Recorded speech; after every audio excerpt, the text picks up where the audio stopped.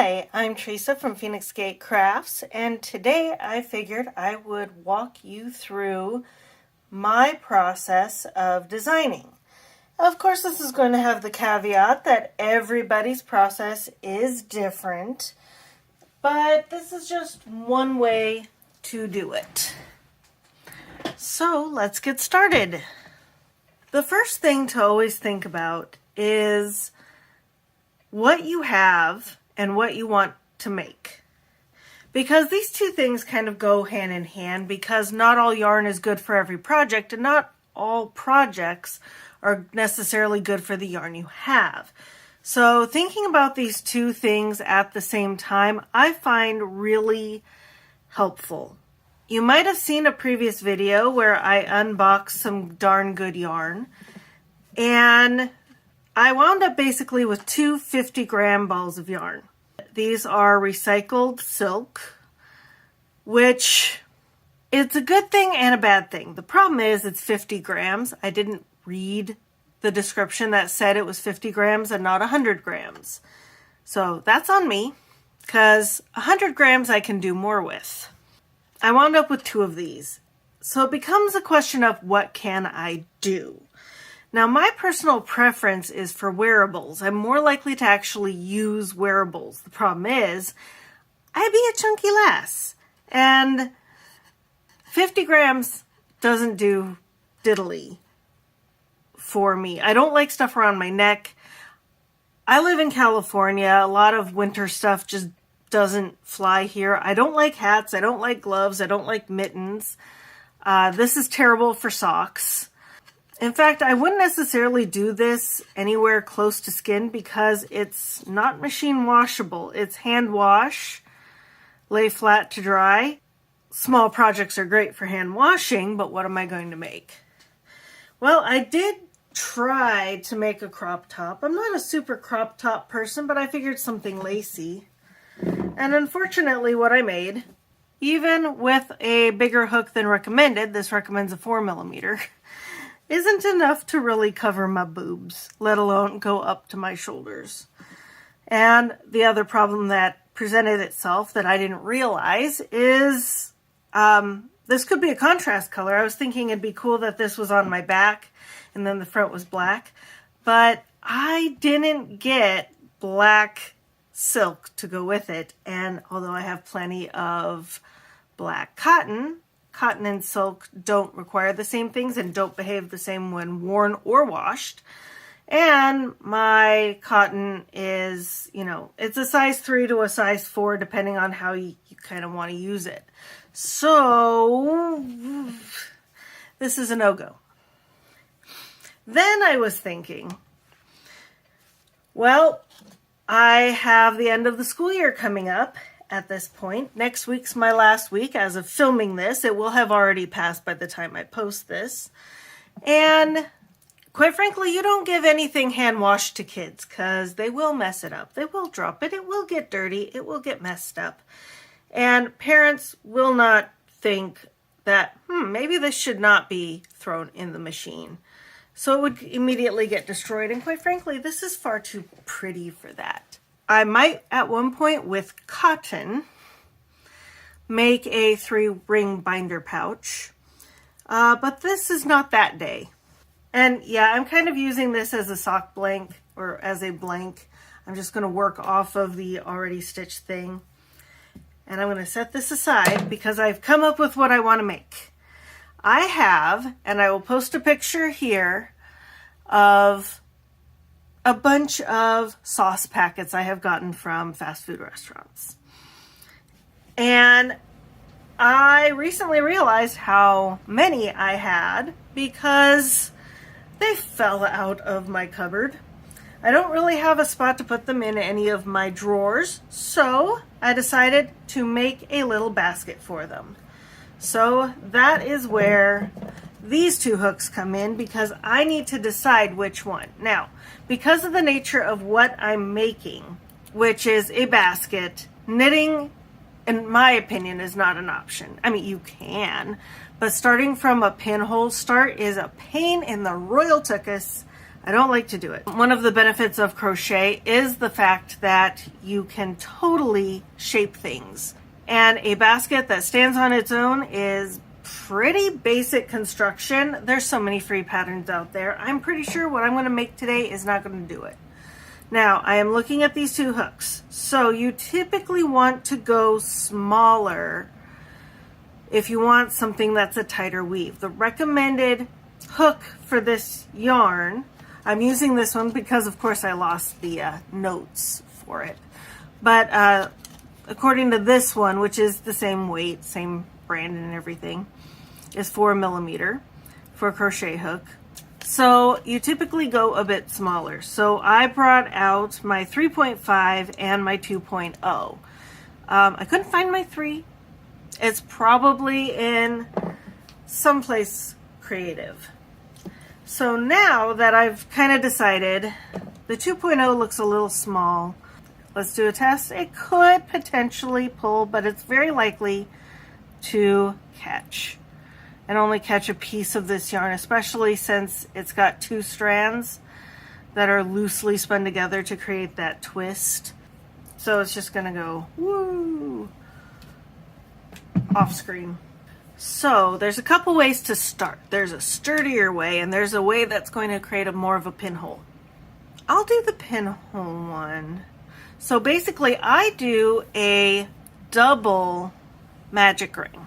And the reason I do a double is because if I do one, and even with working over my yarn, my tail, I don't feel it's very secure.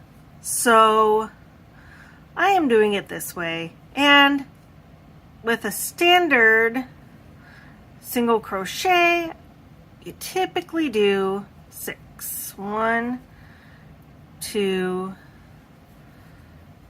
3, 4, 5, 6. Then you pull this one, and that's going to pull one of them tighter. That's the second loop. You pull the first real tight, and then you can pull this real tight, and that is very secure. I'm still going to work over this end, but I like how ain't nothing getting out of there. And the reason I'm doing 6 single crochets is normally you do 12 double crochets. And because we're doing single crochets, they're half of double crochets, so you can get away with half the stitches to start, because in the next round, we're going to go up to what we normally see in a normal double crochet. We're going to wind up with the same number of stitches, which is 12. Because 6 times 2 is 12. Ah! I win. Haha! And at this point, I add a stitch marker because I have decided, this is my thought process. I'm making this shit up as I go. I am going to place a stitch marker because it's smart. Might as well use the darn good yarn one, right? They're conveniently located, at least. Ah! The joy of being like blind with dry eye. I can't see shit right now. There we go. Just put it in the front because why not? This is a bit big right now, but it'll make more sense later. But now that I'm starting this, I'm going to do another one in the same stitch. 2. And I'm going to do that all the way around because every time you go around in crochet, you add one more stitch. So 1 double stitch and then however many you need to go. So 2 in each. This is just your basic circle thing. That's what I want to do. I'm making a circle, so I need to use the rules for circles. And now I'm going to do a total of 3 stitches per repeat. So it's going to be 2 together and then 1 because 2 plus 1 is 3. And I'm going to, at this point, I could totally cut this tail, but I am lazy. And I'm just going to work seamless in the round. until I reach a size that I like for my sauce packets. 3. And now this is pretty much covered, and I don't want to deal with it anymore ever again at all. No excuses. So I'm gonna cut it. I'm gonna cut it close. I'm gonna try not to cut anything else. And that is secure. And now we're getting a pretty cool swirl. Now I'm going to keep increasing, but here's the thing. How far do I increase? Well, until I think I have it wide enough to deal with all my sauce packets. But here's where I also start thinking about other design elements, because yeah, I'm doing a little basket and that's pretty basic. But do I want it to look kind of like a bowl? Or do I want it to be kind of flat and then come up? I think I like the idea of it being flat and then coming up. And I know of, well, it's a pain in the ass. We'll see if it's doable with this size stuff. But I'm going to have to crochet until that biggish. Maybe that biggish. We'll see. Some of this is playing it by ear because of how much yarn I have. So I'll see you once I've finished my increases. All right, I'm back. And I got it as big as I wanted it. And actually just a little bit bigger-ish. Just one more round after I decided it was done, because I decided I wanted to do a bottom. Bottoms of baskets are important because that's what you do for the bottom will be the stabilizing or destabilizing factor. A lot of bags, like this kind of bag, for example, I don't like these for project bags or actually putting anything in unless it's going to be sitting on its side, because this kind of bag doesn't stand up. But that kind of bottom could be perfectly legitimate for if you're doing like something in a 3-ring binder where you want it to kind of hang off to the side. Or if you don't mind it leaning against something.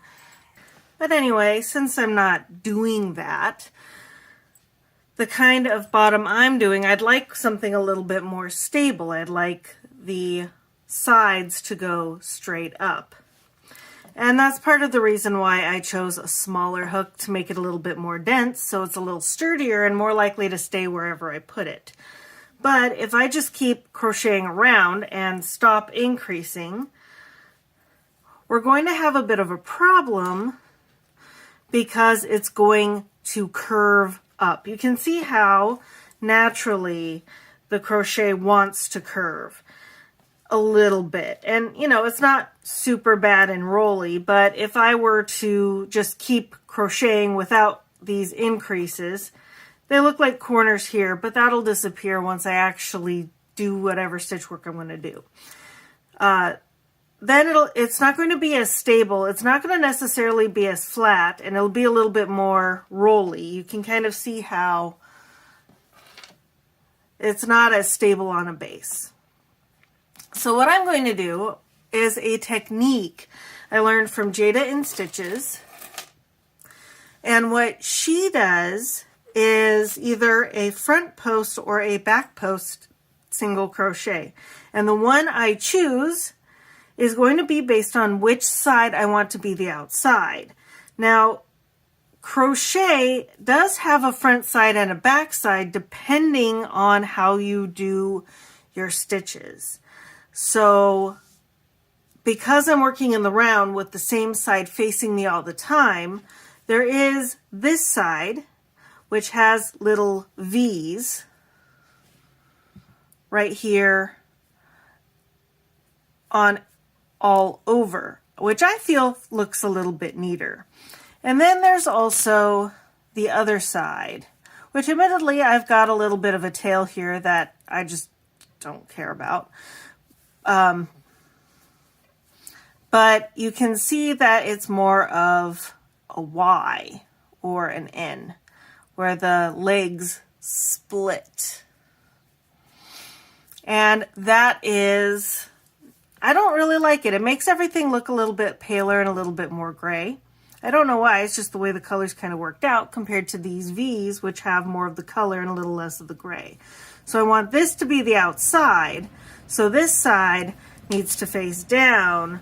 So when I do my single crochets, I have to do back post. Oh shoot.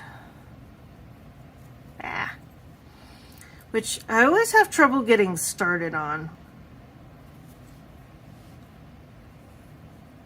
There we go. And now I just do that all the way around, which is going to be so much fun because these are little stitches and there's a lot of them. Whatever 13 times 6 is.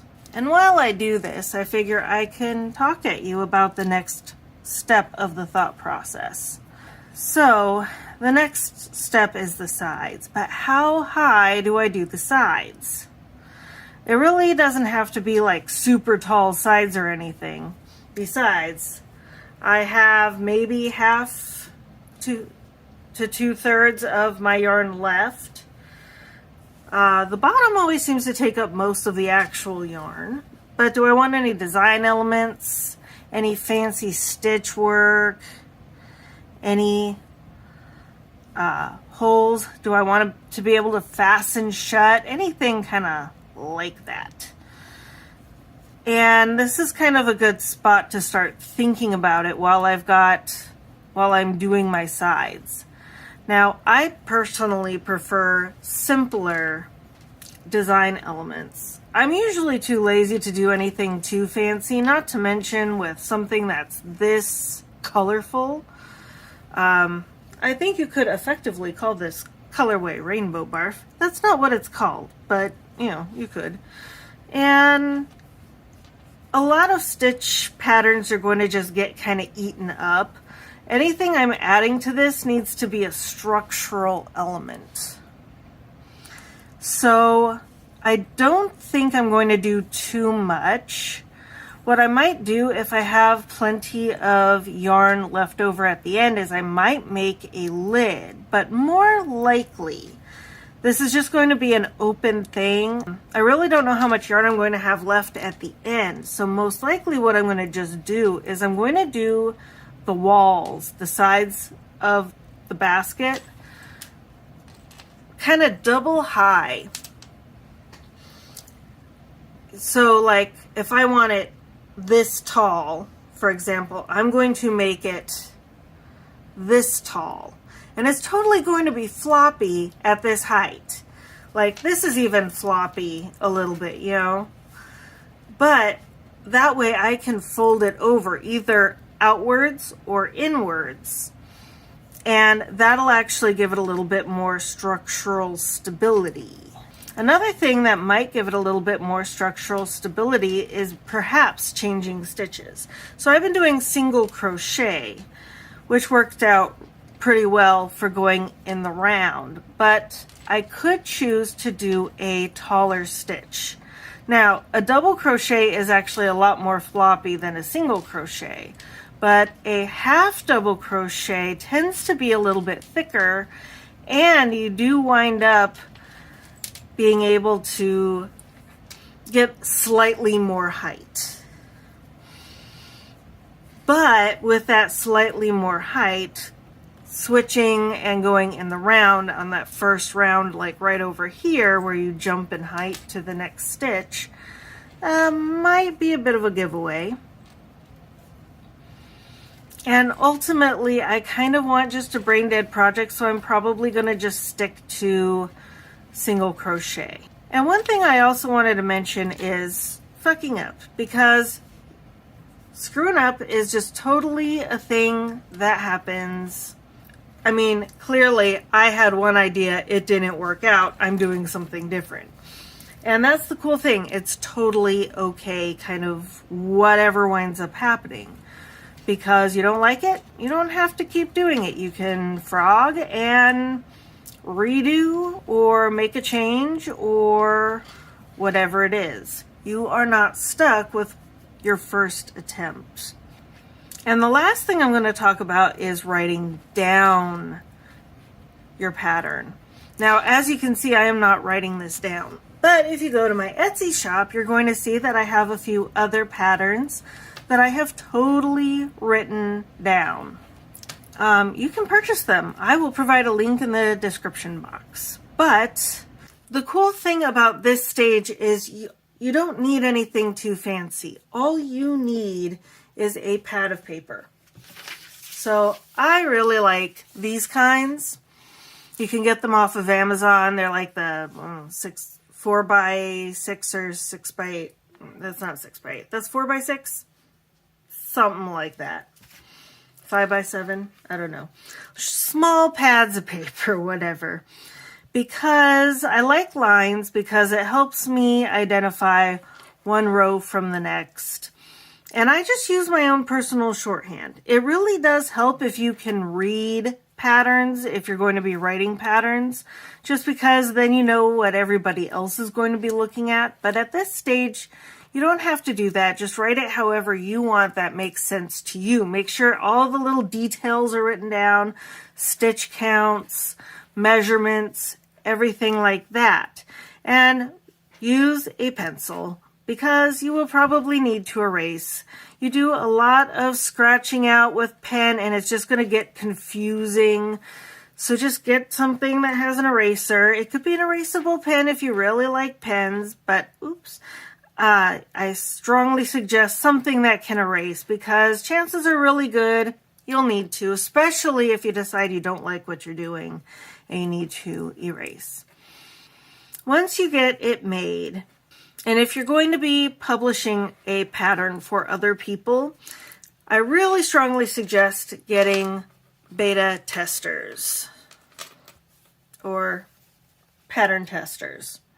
And I recommend doing that because just because something works for you and you know what you mean by something does not necessarily mean that somebody else will. They're not going to necessarily be in the know of your private language. Or there might be a step or something you forgot to write down. Like I had a pattern, it's still on there, my Don't Panic knit dishcloth. I totally had a garter stitch edge in the one I made, and I totally had a stockinette stitch edge in what I actually wrote down. So, and I never noticed, and it took somebody being like, wait, this doesn't match the picture. Is this intentional? And I said, oh dang, and then I updated it and made the correction and fixed it. So having beta testers catches you on mistakes. But mistakes happen even if you've done everything and you have it all tech edited, which is usually recommended. I don't do that for my patterns. That's why they tend to be a little lower price. I didn't spend a fortune making them. But if you aren't going to have beta testers, you do need to go through the pattern at least 3 or 4 times yourself to make sure that it's followable. But I strongly suggest beta testers as well. Almost done. You can see it's already lying a little bit differently because of the front post or back post stitch. You do not have to wait to make your own patterns until you know all the stitches.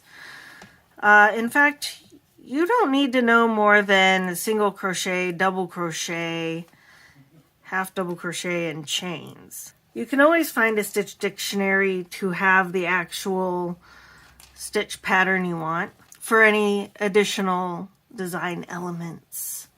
And that's the cool thing. Whatever you want in your pattern, you just put in your pattern. Now, something I've noticed in similar stitch patterns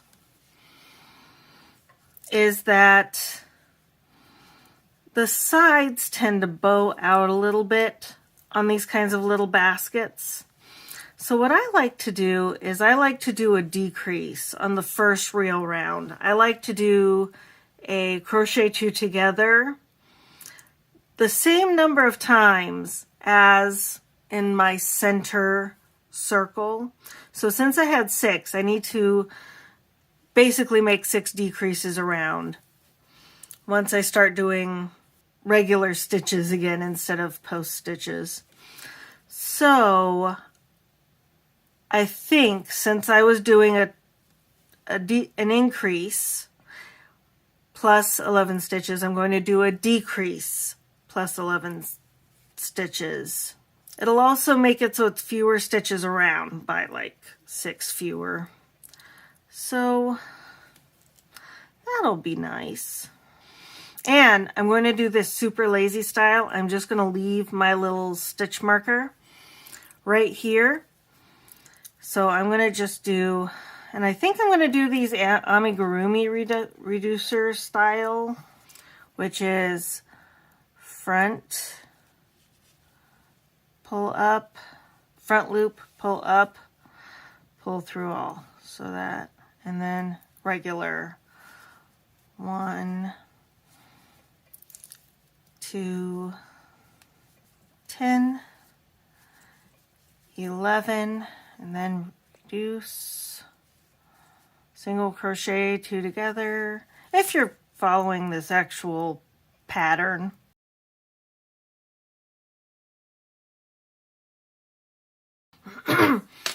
And I'm just going to show you something, because this right here, you know, you see this? This last single crochet kind of gets bowed down, and that'll create a flatter base at the end. So this part sticking up right here is actually closer to the round before this one that's getting bent down. So because of that, doing this reduction is basically giving me the same number of stitches as this row, this round right here. And that's why it's going to look less bowed, because it's not trying to be in the space that this one's at. Just, you know, explaining my thought process here. Now I'm all the way around. I'm going to leave this stitch marker here so I can tell when I've come all the way around again. I know technically the stitch marker should move kind of that way going up, but I don't care. So I will come back and show you my progress once I've basically reached double the height I want the edges to be. And at that point, I'm going to decide if I'm going to do some kind of a border or anything. All right, it is now the next day, and this is how much I have left of the original skein. And now I am at a crossroads. I can consider myself done, or I can add accoutrement. So I could add an edge, and I was debating about doing this, like doing a little picot edge or something, but since my plan is to fold everything inward, not outward, which is a little against what it wants to do because the way the stitches naturally fold, I've decided not to do that. Ta-da! Another option I was debating was putting some handles, but the question becomes, where do I put them? Not so much around here, because obviously they'd be opposite sides, but do I chain them out from this little bottom thing so that they can come up? I mean, this is the lowest it's ever going to be. I could have them come up and out, but then they have to kind of dangle and go somewhere when I set this thing down, and I didn't like that. I don't want to have extra crap around here or hidden underneath my sauce packets. And, well, there is a test I need to do. Well, it's a little small for the amount of sauce packets I currently have, but here's the cool thing. This is why I did this way. Oop. You can see where I like to go a lot. I don't have to fold it down all the way. I can fold it just a little bit. And ultimately, once it actually has stuff in here, it's going to stabilize a little bit more and everything. So, now let's see. Maybe I should organize this crap. But for the moment, we're not going to have organization. I can do that later. packets. And see how that seems to work real nice. Okay, I will keep the teriyakis next to each other. Just that part. The rest I don't care so much about. And then, now, this fits. That's why I wanted it double height. And ultimately, if I get more without using any, and I'm hoping to use more of these, now that I can put them out and they're kind of in a cute place, that works. And if I grow more, I have about another inch or so, yeah, an inch, that I can pull this up even more. And they're stable, and I can carry it with one hand. Just, you know, if I'm grabbing a bunch of things, this will just be the thing I grab first. Ta-da! But anyway, that's my process, just making decisions, and you just make one decision at a time until you get the thing you want. Now, if I were going to make this into a pattern I was going to sell, like, I can't. This is just a basic little basket. But if I got something that's kind of unique and special to what I was doing, or something that I feel a lot of people would find kind of handy, like some of my other patterns, visit my Etsy shop, shameless plug. At that point, you know, make it a couple more times, at least 2 more times, to make sure that your method works. Then write it down, and then get it tested, and then tech edit it. Get it tested one more time if you feel it's necessary. Beta testing at that point, and then publish once everything is finalized and you know it works for not just yourself. Good luck designing your own patterns. Remember, this is an art form, so any process you like for this totally works. And happy crafting! Bye!